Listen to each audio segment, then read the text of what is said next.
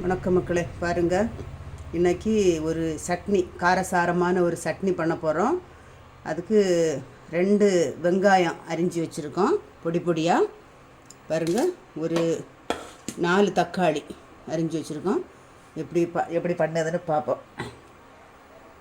அதுக்கு சட்டி அடுப்பில் வச்சுருக்கோம். இது இட்லிக்கு கூட சாப்பிடுவதுக்கு நல்ல அருமையாக சுவையாக இருக்கும். ஈஸியாக பண்ணக்கூடிய சட்னி, கார சட்னி, தக்காளி கார சட்னி. கொஞ்சோண்டு எண்ணெய் சேர்த்துருக்கோம், கடுகு சேர்க்குறோம். கடுகு வெடிச்சாச்சு, வெங்காயத்தை சேர்க்குறோம். இது அரைச்சி ஒன்றுமே சேர்க்காண்டாம் பார்த்துடுங்க.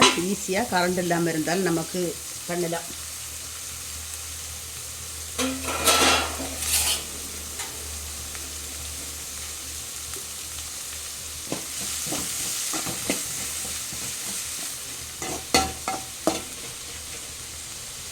செஞ்சு விட்டுருக்கு, வேகட்டு. அடுத்தது இட்லிக்கு மாவு ஊற்றுறோம்.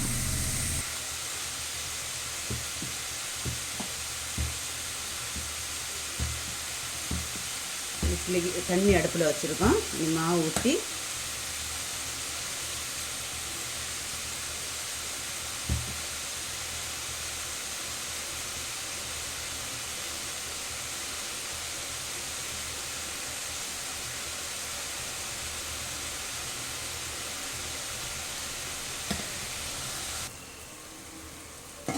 பாருங்க, கொஞ்சம் இப்படி சுருண்டு வந்தாச்சு.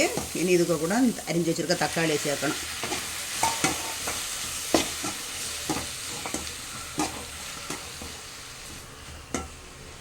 இதுவும் நல்லா வேகட்டு. வேகுது. கொஞ்சம் உப்பு சேர்த்து, கொஞ்சோண்டு பொடி உப்பு சேர்த்து கிண்டி விடணும். பார்த்துங்க, அப்போ தான் இந்த உள்ளியும் தக்காளியும் சீக்கிரம் கொஞ்சம் வதங்கி வெந்து வரும். சுருண்டு நல்லா சுருங்கி வெந்து வந்தாச்சு. இதுக்கு கூட ஒரு 2 கரண்டி மிளகு தூள் சேர்க்குறோம். இதுக்கு வேறு இனி என்ன சேர்க்கணும்னு சொல்லு.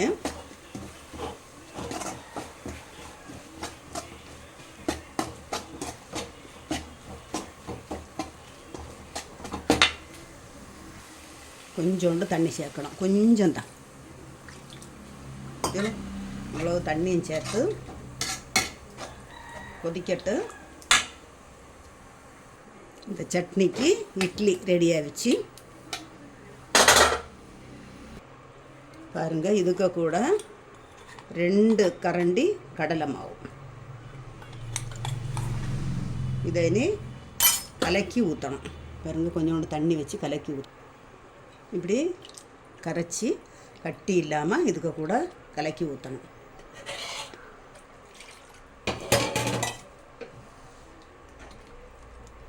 பாருங்க, இது நீ கொதித்து வந்ததுக்கு பிறகு இட்லிக்கு கூட ஊற்றி சாப்பிட்டா எப்படி இருக்குன்னு சொல்லு. கொதிக்கட்டு. இது சேர்க்கும்போது கொஞ்சம் திக்னஸ்ஸாக இருக்கும். பார்த்தீங்களா? கொதித்து எண்ணெய் பிரிஞ்சு வந்தாச்சு.